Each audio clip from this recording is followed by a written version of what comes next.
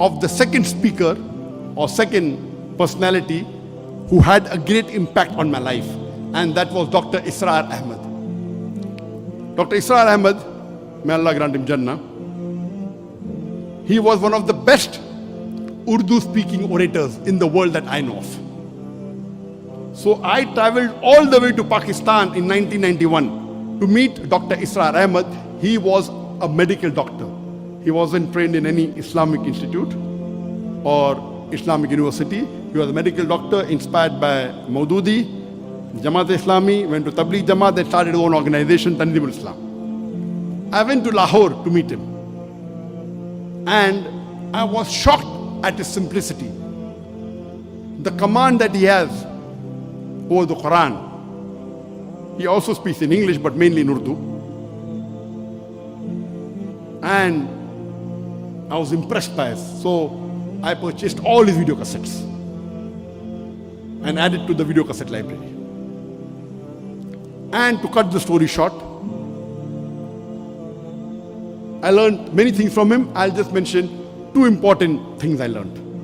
Number one, he told me that I told about my background. I'm a medical doctor.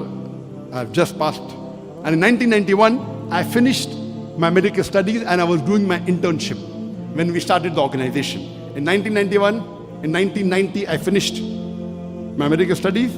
For 1 year, there was internship. And during internship, I had more time, so we started the organization. So I told him, I've just finished my medical studies. I would like to become a surgeon, do my MS, and I'm interested in Dawah. So he told me, son, you have to choose between the two. Either you choose your medical practice or Dawah. I, being a medical doctor, I practiced for 7 years and tried to do both. I could not. If you want to specialize, choose between the two one thing. Then, after his guidance, I chose to become a Dai.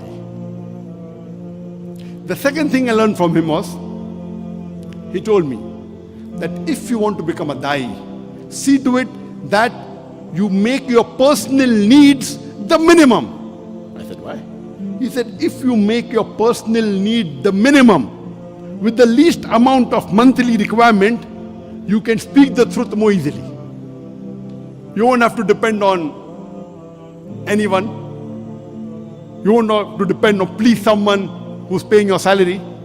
See to it that your needs are the least. And I saw that he had such a big institution, but what a simple man, Dr. Israr Ahmad. May Allah grant him Jannah. And this thing, that not to spend excessively, was one of the cornerstone of my success.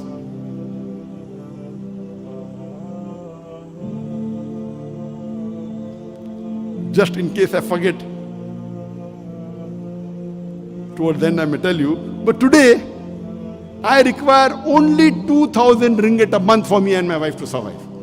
Only 2,000 ringgit. Very comfortably. Very comfortably. Not for my Dawah activity. Dawah activity, though I have to travel, fly, I pay my own money, that's different. That may be in large amount. But for my personal needs, 2,000 ringgit is sufficient. In Bombay, it was 40,000 rupees. Here it is 2,000 ringgit, sufficient. Inshallah, time permits, I'll come to it later on. So these two things I learned from Sheikh Ahmad Didan.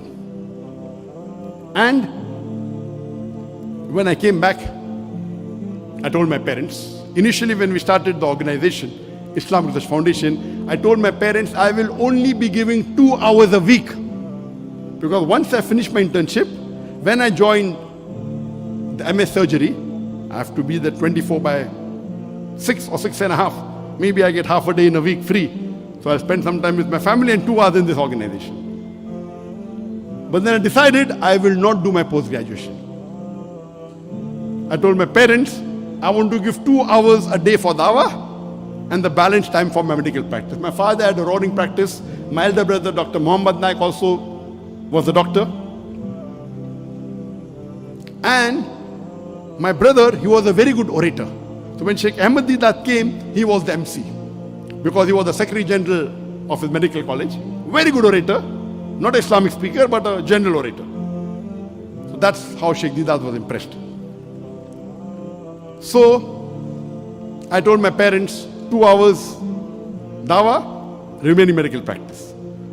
After a couple of months, I said 50% dawah, 50% medical practice. They said no problem. Then I said 2 hours medical practice, remaining dawah. They said no problem. Then after maybe a year or so, I said full-time dawah. They said no problem.